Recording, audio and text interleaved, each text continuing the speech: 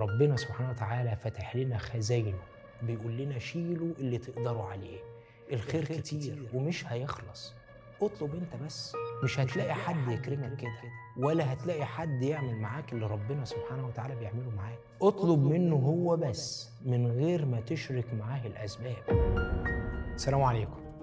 طول عمري عندي هواية السرحان، بمجرد ما بنفرد بنفسي بدوس على زرار وهم كده وادخل العالم السحري بتاعي اللي صنعته من خيالاتي، واللي أهم ما يميزه إنه عالم بلا حدود، النسخة البريميوم يعني من العالم الحقيقي بتاعي، بمعنى إن كل اللي ما بقدرش أحققه في الواقع بحققه في خيالي.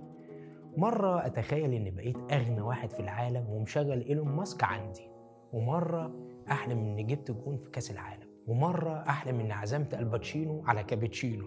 المهم في يوم قررت ألخص كل الأحلام دي في حلم واحد، وهو إن يبقى معايا الفانوس السحري. بمجرد ما أطلب المارد هيحقق لي كل اللي نفسي فيه، وده كان أجمل أحلامي على الإطلاق، لأنه فتح لي بوابات لأحلام تانية كتير قوي المارد بتاع الفانوس هيحققها لي، لحد ما بدأت أتعلق بالفكرة الأسطورية دي وأقول ياه لو تبقى حقيقة. أنا مش عايز أقول لك بقى إني بدأت أدخل على النت أدور على طريقة عمل الفانوس السحري في البيت، وبعدين في يوم فكرت قد إيه أنا خيالي ساذج ومحدود، مش عشان بجري ورا حلم مش هيتحقق، لكن علشان أنا في إيدي الأحسن منه وسايبه وبجري ورا الخيال. أنا عندي كنز اسمه الدعاء، إني أرفع إيدي للسماء وأقول يا رب.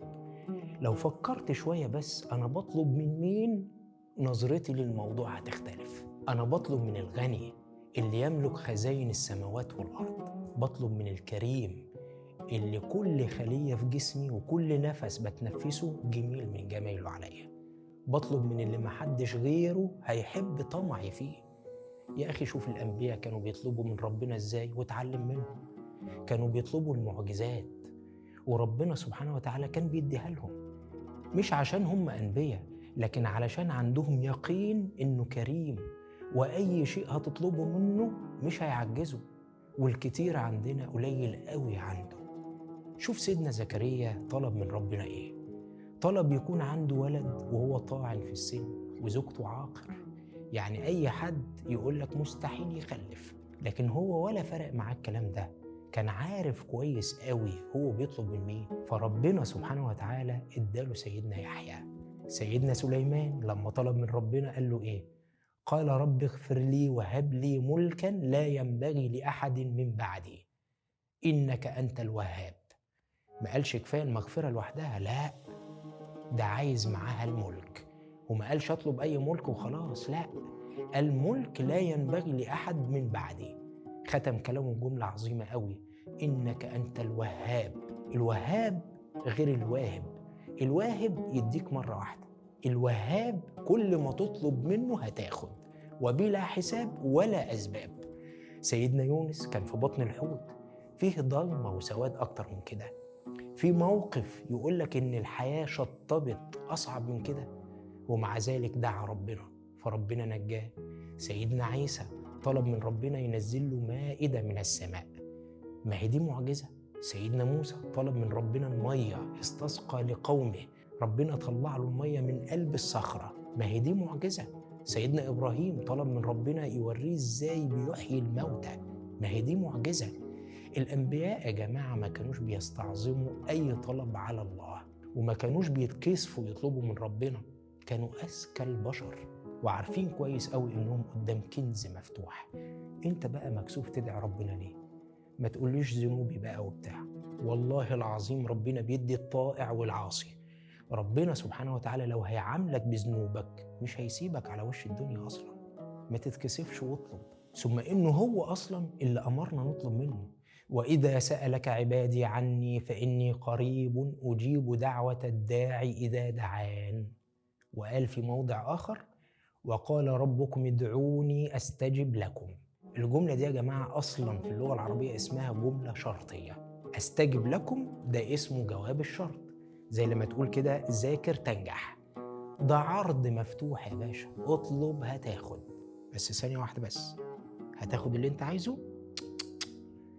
هتاخد اللي انت محتاجه ويناسبك.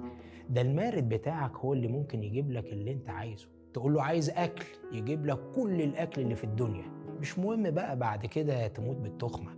تقول له عايز قوة، يديك قوة مفرطة تدمر بيها نفسك وغيرك. لكن ربنا سبحانه وتعالى ما بيديش كده. ربك كل عطاؤه خير ومنعه برضه خير. ولو معاه فلوس يعمل خير. في واحد الفلوس تصلحه، لو معاه فلوس هيعمل خير يديله فلوس. وفي واحد تاني الفقر يصلحه ويقربه. في واحدة نفسك تتجوزها وبتدعي ليل نهار تبقى مراتك، بس انت شايف تحت رجلك. لكن ربك سبحانه وتعالى شايف الأبعد، شايف إن حياتكم مع بعض هتبقى جحيم. في شركة رايح تعمل فيها انترفيو، كل أملك تتقبل كموظف، وتدعي وتدعي وتدعي وتلاقي نفسك اترفضت. بس مين قالك إنك بعد 10 سنين مش هتبقى صاحب الشركة دي؟ يبقى لازم وانت بتدعي يكون عندك ثقة في اللي بتدعيه وبتطلب منه إن دايما شايل لك الخير. عشان كده قال بعدها فليستجيبوا لي وليؤمنوا بي. في كل الأحوال إحنا عندنا كنز. ربنا سبحانه وتعالى فتح لنا خزاينه، بيقول لنا شيلوا اللي تقدروا عليه. الخير كتير ومش هيخلص. اطلب انت بس. مش هتلاقي حد يكرمك كده، ولا هتلاقي حد يعمل معاك اللي ربنا سبحانه وتعالى بيعمله معاك. اطلب منه هو بس من غير ما تشرك معاه الأسباب وتلح عليه كمان في الطلب. ادعي دايما دعاء المضطر، عشان انت فعلا مضطر. عشان طلبك لو ربنا سبحانه وتعالى ما صدقش عليه مش هتطوله. محدش في الدنيا يقدر يديك حاجة ربنا سبحانه وتعالى مش موافق انك تاخدها. ما تدعيش ربنا نزاهة، ما تدعيش ربنا وانت بتجرب، ما تدعيش ربنا تحصيل حاصل. يا اخي مفيش مسؤول انسان زيك هيمشي لك خدمة وانت رايح تطلبها منه وحاطط ايدك في جيبك وبتقوله مش فارق قوي يعني معايا طالب يتنفذ ولا لا. ما بالك بقى لو بتعمل كده مع ملك الملوك؟ اطلب واتمنى، انت في نعمة كبيرة قوي. انت قدامك منجم خيرات. اوعى تبخل على نفسك. وكل سنة وانتم طيبين.